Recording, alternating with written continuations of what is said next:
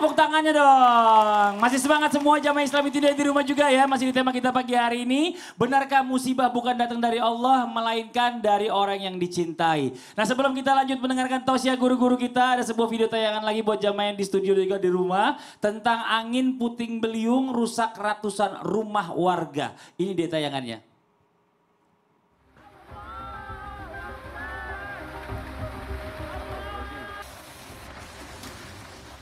Angin puting beliung menerjang ratusan rumah di desa Walidono, kecamatan Prajekan, Bondowoso pada Kamis sore. Dari video yang direkam oleh warga terlihat angin yang membentuk pusaran itu membuat sejumlah pohon nyaris tumbang dan atap rumah berterbangan. Sejumlah warga panik dan berteriak saat melihat puting beliung mendekat ke permukiman mereka. Salah satu warga, Ferry Arianto, mengaku saat peristiwa terjadi material bangunan yang terbawa angin mengenai anaknya hingga menderita luka cukup parah.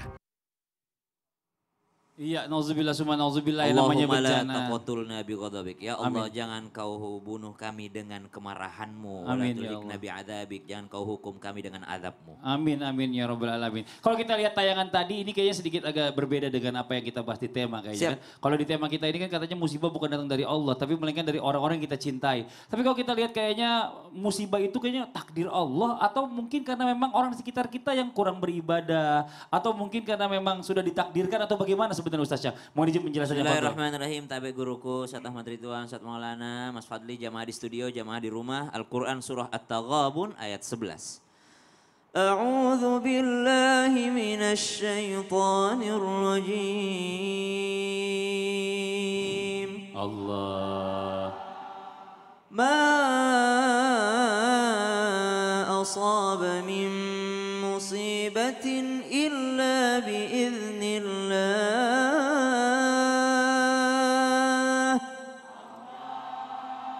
Wa man yu'min billahi yahdi qalbah. Wallahu bikulli syai'in alim.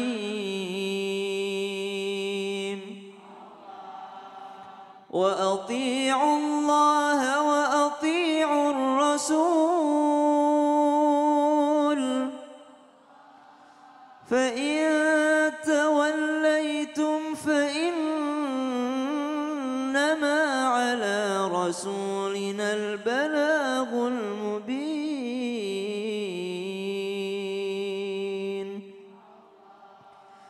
Tidak ada suatu musibah yang menimpa seseorang kecuali atas izin Allah. Dan barang siapa beriman kepada Allah, niscaya Allah akan memberi petunjuk kepada hatinya. Dan Allah Maha mengetahui segala sesuatu. Dari ayat ini menjawab sudah pertanyaan kita di pagi hari yang mulia ini. Bahwa musibah itu jelas atas izin Allah dan musibah itu datang dari Allah. Namun yang kita cari adalah penyebabnya. Karena bisa jadi penyebabnya adalah datang daripada orang-orang sekitar kita. Maka menjawab pertanyaan apakah betul bisa jadi disebabkan oleh orang-orang yang ada di sekitar kita? Jawaban yang pertama adalah mesti kita jangan suudzon kepada orang lain. Bagusnya kalau kita bercermin jangan selalu nunjuk orang gara-gara dia nggak sholat kayaknya, gara-gara dia nggak pernah zakat kayaknya, gara-gara dia begini, gara-gara dia. Kenapa selalu menunjuk dia? Kenapa kita tidak bercermin? Gara-gara saya mungkin sholat terus tapi tidak ada satupun sholatku yang khusyuk. Gara-gara saya mungkin sedekah terus tapi ternyata sedekahku ria, nggak ikhlas. Gara-gara saya mungkin baca Quran tapi sum'ah, pengen didengar orang. Gara-gara saya mungkin beribadah tapi ternyata nggak ada ibadahku yang diterima. Sholat terus, maksiat jalan ternyata. Jadi jangan nunjuk orang. Kenapa? Karena Allah Subhanahu wa taala berfirman di dalam Al-Qur'an, "Walau anna ahlal qura amanu wattaqau lafatahna 'alaihim barakatim minas sama'i wal ard, walakin kadzdzabu." Allah Subhanahu wa taala mengingatkan kita di dalam Al-Qur'an bahwasanya seandainya penduduk suatu negeri, penduduk suatu kampung, suatu desa mereka beriman dan bertakwa, maka dibukakan keberkahan dari langit dan dikeluarkan keberkahan dari bumi. Akan tetapi mereka mendustakan Allah Subhanahu wa taala. Siapa mereka itu? Apakah hanya tetangga kita? Ada kita juga di situ. Siapa mereka itu? Apakah hanya orang sekitar kita? Ada kita juga di situ. Maka jangan sampai kita selalu melihat keluar. Ada pepatah mengatakan gajah di pelupuk mata tidak kelihatan, semut di seberang lautan malah kelihatan. Kesalahan orang senantiasa kita lihat, tapi kita jarang introspeksi diri kita. Maka jangan senantiasa melihat kesalahan orang lain, jangan senantiasa mengatakan musibah ini disebabkan karena dia, tapi mari kita melihat bahwa bisa saja musibah itu karena diri kita sendiri. Sembari kita memperbaiki lingkungan, kita juga ikut memperbaiki diri kita sendiri. Berawal dari diri kita. Penyebabnya dari kita. Dari bisa kita. Jadi. Memang ada penyebab dari sekitar, tapi jangan menuduh orang, jangan suudzon sama orang. Iya, dan juga kita harus aware berarti ya. Betul. Karena mungkin aja kayak tadi musibah itu Allah nggak nurunin azab satu tempat kalau semuanya beriman gitu ya. Betul, atau mungkin paling nggak bertakwa. minimal satu bertakwa gitu. Masya Allah. Masya Allah. Makasih banyak Ustaz Sama-sama, Syam. Mas Fadli. Tepuk tangan buat Ustaz Syam. Oke, kita lanjut lagi buat jamaah Islam yang tidak di rumah ya. Kita akan kasih kesempatan kembali pada yang di studio mewakili yang di rumah untuk bertanya langsung sama guru-guru kita. Kalau gitu kita kembali ke segmen Tanya Dong Ustadz. Kami semua tanya dong Ustaz. Oke, saya mau kasih kesempatan sama sebelah kanan saya sekarang ya. Yang mau nanya angkat tangan boleh silakan. Ayo. Wah, ini mau nanya lagi boleh. Kita kasih kesempatan tadi yang ini dulu. Yang paling dekat sama Ustadz sini. Silakan Ibu. Assalamualaikum warahmatullahi wabarakatuh. Waalaikumsalam warahmatullahi wabarakatuh. Perkenalkan, nama saya Sherly Sapitri dari Majelis Taklim At-Thaibah, Kecamatan Ciseeng, Bogor. Tepuk tangan dong buat Ibu Seli. Silakan Ibu. Mau tanya dong Ustadz, Boleh. mau nanya sama Ustadz Maulana. Wih, ya boleh. Itu caranya nanya. Iya. Silakan Ibu. Bagaimana jika ada seorang tidak menyebarkan agamanya ke sesama muslim, bahkan menjelek-jelekannya? Apakah itu bisa mendatangkan musibah Ustadz? Oh, justru ngejelek-jelekin agama sendiri. Iya. Bukan nyebarin baik-baiknya gitu. Oh, itu aja Ibu. Iya, tolong jawab ya Ustadz ya. Tolong jawab. Assalamualaikum warahmatullahi wabarakatuh. Waalaikumsalam warahmatullahi wabarakatuh. Tepuk tangan dong. Tolong jawab Ustadz ya. Kembali diingatkan tugas kita ada 3. Untuk ibadah, untuk mengurus, kemudian satu lagi. Amal ma'ruf, nahi mungkar. Kalau ada kebaikan, kenapa kita tidak sebarkan? Kenapa kita tidak tunjukkan? Betul? Bu, jamaah yang di rumah mohon maaf tanpa menggurui. Barang siapa yang membimbing kepada kebaikan, kata Rasulullah, maka baginya pahala. Sama seperti pahala orang yang melakukannya. Apa susahnya kita anjurkan kebaikan? Betul tidak Bu? Padahal kita pun dapat pahalanya. Tidak rugi-rugi amat. Ingat, kenapa musibah itu datang? Karena 2 penyebabnya. Bisa jadi karena dosa dan maksiat yang kita lakukan. Apa sampai di sini? Tidak. Kenapa bisa? Karena bisa jadi engkau membiarkan kebaikan itu tidak ditunjukkan. Kata guru saya, jangan cuma pintar bersedekah. Tapi bagaimana engkau bisa mengajarkan orang untuk bersedekah? Iya. Mohon maaf tanpa menggurui. Jangan pernah mau masuk surga sendiri. Sunyi tahu. Nabi Adam sendiri, mohon maaf, minta supaya ada yang menemani. Sunyi rasanya. Ibu, saya tanya, ibu bisa nggak diterima sama trans kalau datang sendiri? Harus berkelompok. Harus berkelompok. Sunyi ya? Jadi Kalau kalau sendiri sendiri ya? sunyi nggak? Sunyi kan? Sunyi kalau sendiri.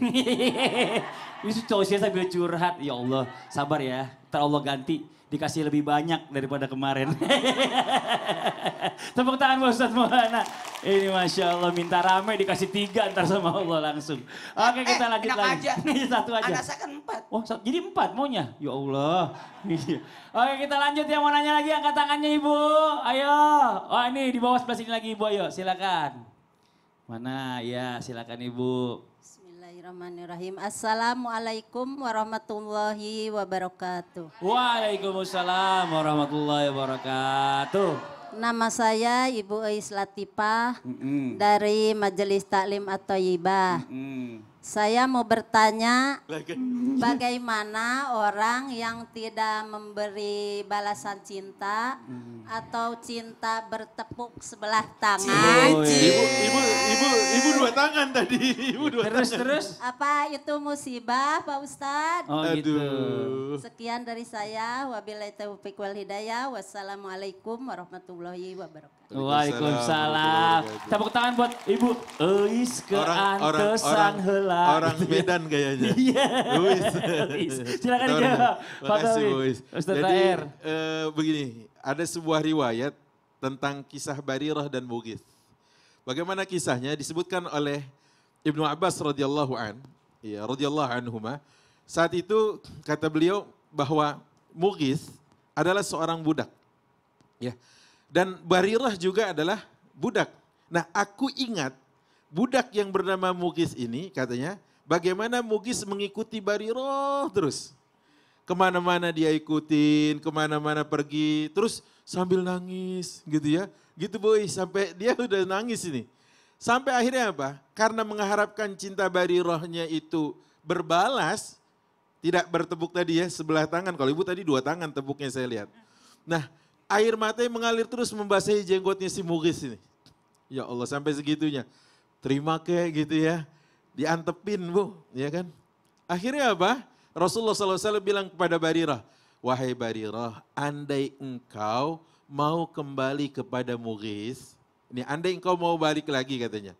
Rasulullah SAW kemudian ditimpali oleh Barirah, ya Rasulullah, apakah ini perintahmu? Kalau ini instruksi, saya mau klarifikasi nih. Atau ini bukan instruksi, ini saran saja. Kata Rasulullah, aku hanya ingin menjadi perantara saja. Ini saran saja, kalau kau balik lagi. Apa kata Barirah? Aku tidak ada lagi hasrat untuk kembali kepadanya ya Rasul. Sedih gak sih? Sedih banget, udah nangis-nangis, kemana-mana diikutin. Kalau sekarang mungkin Facebooknya diintipin lagi, Instagramnya dilihatin lagi, gitu ya. Mungkin begitu kali ya. Nah, tapi karena sebenarnya Barirah nggak suka sama Mughith, Rasulullah coba untuk menjadi perantaranya. Coba dong Rasulullah tanya, bener nggak sih gitu ya? Masih ada hasrat, masih ada keinginan. Apa katanya? La hajata li fihi. Saya udah nggak tertarik lagi ya Rasulullah. Ya Allah. Ya Rasulullah juga nggak bisa memaksa kan? Bu, kalau orang nggak suka atau pernah suka terus digantung, enggak direspon, maaf Bu, ini tentang rasa. Jemuran aja 3 hari digantung bisa hilang.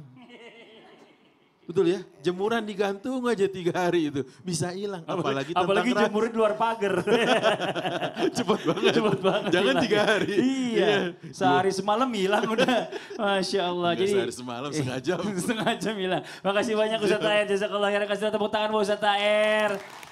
Aduh, ngomongin cinta-cinta. Ini satu lagi, oke boleh. Yang mau nanya boleh, silakan angkat tangannya Ibu. Wah, yang di atas dia cepet nih. Kita kasih kesempatan, ayo. Silakan Ibu. Cepet banget tangannya. Assalamualaikum warahmatullahi wabarakatuh. Waalaikumsalam warahmatullahi wabarakatuh. Perkenalkan, nama saya Ibu Arianti dari Majelis Taklim At-Thayyibah Ciseeng, Desa Cihwe, Parung, Bogor. Wah, tepuk tangan. Ini ada tambahannya lagi nih, Desa Cihwe. Tadi Gunung Kapur. Di sini saya akan menanyakan kepada Ustadz Syam. Baik Ibu Cihoe, siap. Di sini saya bertanya, apabila ada seorang yang berzina, Siap. apakah itu merupakan musibah yang diturunkan oleh Allah karena imbas daripada dulunya orang tuanya pernah berbuat maksiat? Kiranya cukup sekian dari saya. Assalamualaikum warahmatullahi wabarakatuh. Waalaikumsalam warahmatullahi wabarakatuh. Ini ibu ini cocok jadi orator ini sebenarnya ya. Silakan dijawab Ustadz Syam. Fadol. Efeknya efek domino gitu. Efek Baik. domino. Bismillahirrahmanirrahim. Tabe guruku Ustadz Maulana, Ustadz Ahmad Ridwan, serta Mas Fadli, jamaah di studio, jamaah di rumah. Ini dimuliakan Allah Subhanahu wa taala. Al-Qur'an surah Al-Qasas ayat 59. أعوذ بالله من الشيطان الرجيم وما كان ربك مهلك القرى حتى يبعث في أمها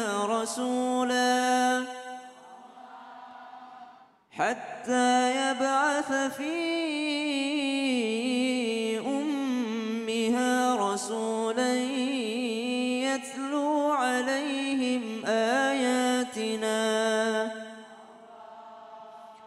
وما كنا مهلك القرى إلا وأهلها ظالمون.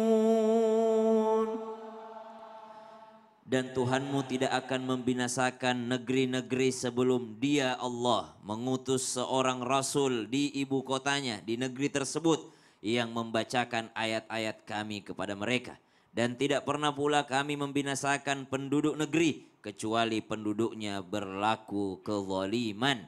Ayat ini memberikan isyarat kepada kita bahwa Allah itu maha adil. Kalau belum ada Rasul yang datang memberi petunjuk, maka Allah tidak akan pernah mengadab mereka. Siapa yang diadab oleh Allah Subhanahu wa taala? Mereka yang sudah mendapatkan petunjuk daripada Rasul, akan tetapi mereka tidak taat dan patuh kepada petunjuk baginda Nabi SAW. Begitulah yang dikisahkan Allah Subhanahu wa taala di dalam Al-Quran. Ada kaum Nabi Lut, ada kaum Nabi Hud, ada kaum Nabi Nuh, ada kaum Nabi Musa. Mereka semua setelah mendapat peringatan dari nabinya, barulah Allah Subhanahu wa taala menghukum yang tidak mau taat kepada nabinya. Pertanyaan dikorelasikan dengan pertanyaan tadi Ibu. Apakah seorang anak yang berbuat maksiat adalah efek daripada perbuatan maksiat daripada orang tuanya dahulu? Maka jawabannya wala taziru waziratu wizra ukhra. Jawabannya tentu saja tidak. Kalau seperti itu, maka tidak ada tobatnya orang. Kalau seperti itu, maka tidak ada putusnya maksiat. Maka tidak ada kesempatan orang untuk bertobat. Tidak ada kesempatan untuk orang berhijrah. Maka tidak boleh kita mengatakan,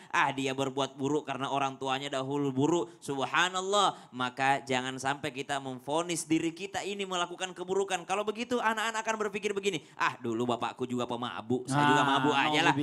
Dulu bapakku juga begini, saya juga begini aja lah. Dulu bapakku, enggak boleh seperti itu. Karena masih terbuka kesempatan untuk kembali kepada Allah selama nyawa itu masih dikandung badan. Masya Allah. Dan juga sebagai orang tua juga nggak boleh menceritakan keburukan kita masa lalu kepada anak. Masya Allah. Jadi anak akan niru. Iya, Makasih betul. banyak Ustaz Syahna buat jamaah Islam itu yang ada di rumah. Jangan kemana-mana dulu ya. Setelah ini kita lanjut lagi akan membacakan pertanyaan masuk yang diberikan oleh jamaah yang di rumah nih. Jadi Jamila Channel tetap di Islam itu Indah. Jamaah! Yeay!